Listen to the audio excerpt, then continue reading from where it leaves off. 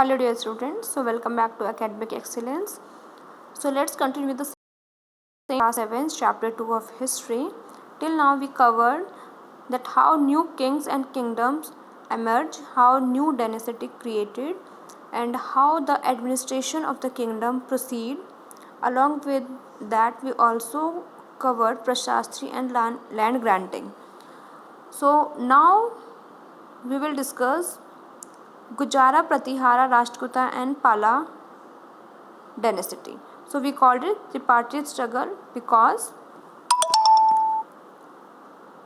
all these dynasty fight to control over Kannauj. ठीक है, कन्नौज पे कंट्रोल करने के लिए जो तीनों पार्टीज़ हैं, इन तीनों पार्टीज़ ने एक साथ वहाँ पे मतलब वो तीनों वहाँ पे रूल करना चाहते थे because there were 3 parties in this long drawn conflict. ठीक है, और तीनों ही जो हिस्ट्री है हमारी हिस्टोरियंस ने तीनों को ही त्रिपार्टिट जो स्ट्रगल है वो अनाउंस किया है.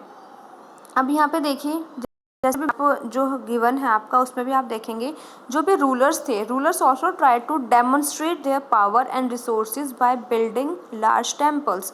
जो भी किंग्स होते थे वो जो अगर उन्हें अपनी पावर शो करनी होती थी, अगर उन्हें अपना किंगडम शो करना होता था, वो बेसिकली किस में इन्वेस्ट करते थे, वो इन्वेस्ट करते थे टेम्पल्स में. बहुत बड़े बड़े टेम्पल्स वो बनवाते थे. और अगर किसी भी किंग को किसी दूसरे किंगडम पे अगर अटैक करना होता था तो वो बेसिकली वहाँ के जो लार्ज टेम्पल होते थे ना उनको ही टारगेट करते थे क्योंकि वो बहुत ज़्यादा क्या होते थे, रिच होते थे. और राजा जो होते थे वो ज़्यादा से ज़्यादा अपना जो फोकस होता था वो अपने टेम्पल को बनवाने पे ही ज़्यादा करते थे.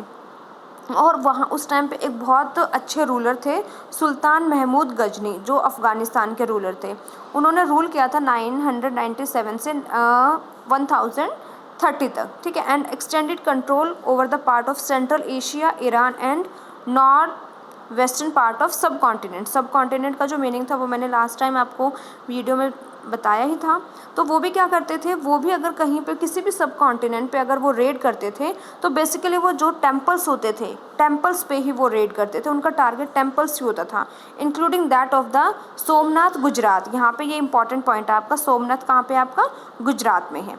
ठीक है, तो देखिए much of the wealth Mahmud carried away was used to create a splendid city at Ghazni. तो वो जितना अमाउंट उन्हें रेड से मिलता था वो सारा अमाउंट वो किसके लिए कहाँ पे लगाते थे, तो गजनी में जो उनका एक बहुत शानदार आलीशान उन्होंने टेम्पल बनाया था वो सारा का सारा वहाँ पे लगा रहे थे. He was interested in find out more about the people he concerned. वो ज़्यादा से ज़्यादा लोगों को जानने के इच्छुक रहते थे कि अब मैं और किसका जो एरिया है वो कनकर करूँ, वो एक्वायर करूँ. तो इसके लिए उन्होंने क्या किया, वो जो एक स्कॉलर थे, स्कॉलर का नाम क्या था, अल बिरूनी. तो उन्होंने क्या किया, right an account of the sub continents, पूरा उन्होंने उसके बारे में लिखा. दिस अरेबिक वर्क, दोनों चीज़ें यहाँ पे स्कॉलर का नाम भी इम्पॉर्टेंट है. अरेबिक जो वर्क है known as the Kitab al Hind, this is also important कि तो किताब अब अल हिंद है वो कौन सा किस में लिखी गई है. ठीक है, तो वो अरेबिक में लिखी गई या फिर यहाँ पे अरेबिक वर्क आपसे पूछ लेंगे किताब अल हिंद में है. ठीक है, remain an important source of for historians, क्योंकि वहाँ पे हिस्टोरियंस ने को बहुत सारे क्लूज़ मिले क्योंकि उसमें सारे जितने भी सब कॉन्टिनेंट्स है उसकी इन्फॉर्मेशन है. और जो वो गजनी थे वो क्या करते थे, वो इन सारे सब कॉन्टिनेंट्स पे ही नज़र रखते थे कि अब नेक्स्ट उनको किसको कनकर करना है. ठीक है, he consulted Sanskrit scholars to prepare this account. तो उन्होंने ये अकाउंट प्रिपेयर करने के लिए किससे कंसल्ट किया था, संस्कृत स्कॉलर से, क्योंकि उस टाइम पे जो संस्कृत स्कॉलर्स होते थे, ब्राह्मण्स होते थे, उन वो भी किसके कांटेक्ट में होते थे, किंग्स के कांटेक्ट में होते थे. और उनको भी किंग जो हैं वो लैंड ग्रांट करते रहते थे, तो उनके पास जो भी लैंड की काफ़ी सारी इंफॉर्मेशंस होती थी.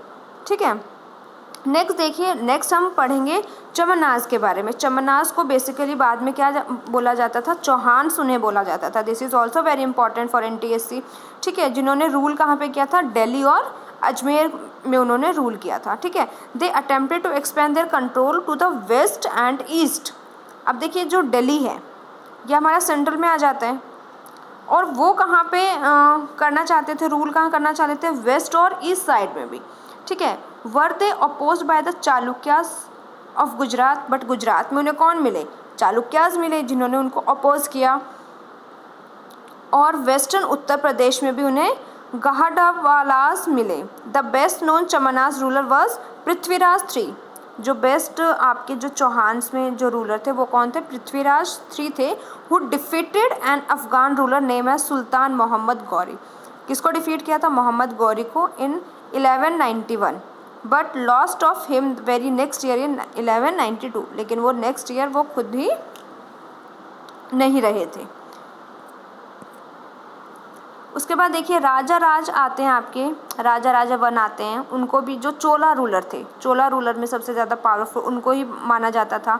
किंग बने थे वो 985 में, और उन्होंने अपना जो कंट्रोल किया था काफ़ी सारे एरिया में एक्सपैंड हुए थे वो भी, ठीक है। He also recognised the administration of empire. Rajaraja son Rajendra 1, Rajaraja के जो सन थे वो कौन थे? राजेंद्र 1 थे। Continue his policies and even read the Ganga valley. एक तरीके से यहाँ पे डेनेसिटी बन गई है ना। डेनेसिटी क्या होती है? जब एक ही फैमिली के 4 to 5 जो सक्सेसर होते हैं वो कॉन्टिन्यूस में किंग बनते हैं। तो यहाँ पे राजा राजा 1 जो थे उनके जो सन है राजेंद्र 1 वो आ जाते हैं यहाँ पे सेम पॉलिसी के साथ रूल करने के लिए। अब जो फिर उन्होंने कहाँ पे रेड किया? गंगा वैली में रेड किया, ठीक है। Sri Lanka and countries of southern Asia developing a navy of their एक्सपेंडिशंस। तो यहाँ पे उन्होंने अपनी पूरी क्या बना ली? नेवी बना ली। वो वहाँ पे क्या करते रहते थे? कनकर करके वहाँ पे जगहों को रूल करते रहते हैं। Now splendid temples and bronze sculptures. Splendid क्या होता है? यू कैन से कि जो एक आलीशान चीज़ होती है, बहुत प्रेस्टिजियस होती है, ठीक है। तो जो तंजौर और गंगाकोंडा चोलापुरम, ठीक है, बिल्ड बाय राजा और राजेंद्र, दोनों क्या थे? पहले राजा राजा 1 थे और उनके बाद उनके जो सन थे वो कौन थे? राजेंद्र थे। तो उन्होंने ही क्या किया था? जो तंजौर और टेम्पल्स थे उनको बिल्ड कराया था, ठीक है। आर्किटेक्चरल एंड स्ट्रक्चरल मार्वल्स वो इसमें बहुत फेमस थे, और सारा का सारा जितना भी अपना जो प्रेस्टीज होती थी, जो बेसिकली उनका रेवेन्यू था वो कहाँ पे लगाते थे? वो टेम्पल्स पे ही लगाते थे बेसिकली। तो यहाँ पे Chola temples often become the nuclear of the settlement which grew around them. These were centres of craft production, वहाँ पे बहुत सारा क्राफ्ट का काम भी होता था। Temple were also endowed with land by rulers as well as by the others.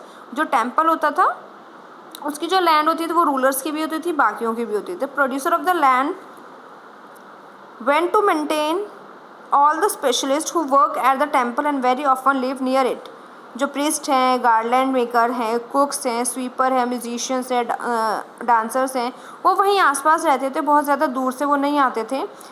और we can say temple were not one places of worship, they were the hub of economic, social and cultural life as well. सिर्फ worship के लिए ही नहीं होता था वो जो temple होता था, इसके अलावा इकोनॉमिकली, सोशली और जो कल्चरल लाइफ है वो भी वो शो करता था। इकोनॉमी, अगर जिस भी राजा ने वो बनवाया है तो वो उसका इकोनॉमिक स्टेटस शो करेंगे ना, कि वो जो राजा थे वो कितने वेल्दी थे, ठीक है। सोशली मतलब वो कितना ज़्यादा सोशली वहाँ पे स्पेंड करने के लिए रेडी थे। Amongst the craft associated with the temples, the making of bronze image was the most distinctive. Chola bronze image are considered among the finest in the world. उस टाइम पे जो bronze था वो भी हमारा यू कैन से आया था उस टाइम पे कॉन्टिन्यूस में, और जो चोला थे उनकी जो ब्रॉन्ज इमेज थी वो उस टाइम पे बहुत ही फाइन क्वालिटी की मानी जाती थी पूरे वर्ल्ड में। While most images were of deities, sometime image were made of devotees as well. तो जितने भी होते थे डाइटीज़ के साथ साथ जो भी डिवोटीज़ होते हैं उनकी भी जो ब्रोंज की जो वो इमेजेस बनाते थे वो उस टाइम पे बहुत फेमस हुआ करती थी। अभी आ जाते हैं एग्रीकल्चर और इरिगेशन में। एग्रीकल्चर में देखिए टाइम टू टाइम वहाँ पे बहुत सारे न्यू डेवलपमेंट्स होते रहते थे, ठीक है। जो हमारी कावेरी ब्रांचेस थी वहाँ पे भी बहुत सारे जो चैनल्स वहाँ पे वो यूज़ करते थे फॉर इरिगेशन पर्पस। और जितना भी यू कैन से कि वहाँ पे जो कैनाल्स थे वहाँ पे फ्लड्स वगैरह को कंट्रोल करने के लिए बहुत सारे डैम्स, टेम्परेरी डैम्स वहाँ पे कंस्ट्रक्ट किए गए थे, ठीक है। और पूरे साल में वो कितनी क्रॉप्स वो ग्रो करते थे? They grow 2 crops, fine. And in many cases it was necessary to water crops artificially, क्योंकि अगर वहाँ पे आपके पास नेचुरल सोर्स अवेलेबल नहीं है इरिगेशन के लिए तो वहाँ पे आर्टिफिशियल तरीके से वो वहाँ पे इरिगेशन प्रोवाइड करते थे। बहुत सारे मेथड्स होते हैं इरिगेशन के भी, तो हर तरीके के मेथड वहाँ पे यूज़ होते थे, जैसे वेल्स वर डिग, ठीक है, कहीं पे हम जो हमारा रिवर है रिवर को यूज़ कर लेते हैं, कहीं पे आर्टिफिशियल कैनाल को यूज़ कर लेते हैं, ठीक है। तो most of the new rulers as well as people living in village only, so they were also interested in all these activity because the basically occupation over there was agriculture only, ठीक है। अब यहाँ पे देखिए, दो the administration of the empire, administration का point अभी भी पहले भी आपके साथ डिस्कस हुआ था, ठीक है। Group of such villages form larger units called Nadu. Class में एक बच्चे ने क्वेश्चन पूछा था नाडू का मीनिंग, तो यहाँ पे क्या है, जो भी ग्रुप होता था जिसमें बहुत सारे विलेजेस होते थे तो उसको आप नाडू बोलते थे। The village council and the Nadu had several administrative function including dispensing justice and collecting taxes. जैसे सबऑर्डिनेट होते हैं ना, सबको अलग अलग काम असाइन कर देते हैं, इसी तरीके से उनका भी काम होता था, ठीक है। अब यहाँ पे देखिए टाइप्स ऑफ लैंड जो है वो हमारा इम्पॉर्टेंट है। टाइप्स ऑफ लैंड, ये देखिए यहाँ पे आपको दिखाई दे रहा होगा types of land. Chola inscription mention several categories, जैसे वेलालर है और ब्रह्मदया है, शलाभगा है, देवांदना है, ठीक है। तो लैंड ऑफ द मेंटेन, ये आप क्या करोगे, इस पॉइंट को आप, ये जो टेबल है, you need to learn this table because this can be important for your NTSC, ठीक है। इसमें से क्वेश्चंस आपके पास आ सकते हैं। तो नेक्स्ट चलिए देखिए, नेक्स्ट में देख लेते हैं क्या है। इसके नीचे जो एक्सप्लेनेशन है वो ये जो हमारा टाइप्स ऑफ लैंड है इसका ही पूरा एक्सप्लेनेशन है। ओके, सो बच्चे this was all about your today's class. Thank you so much.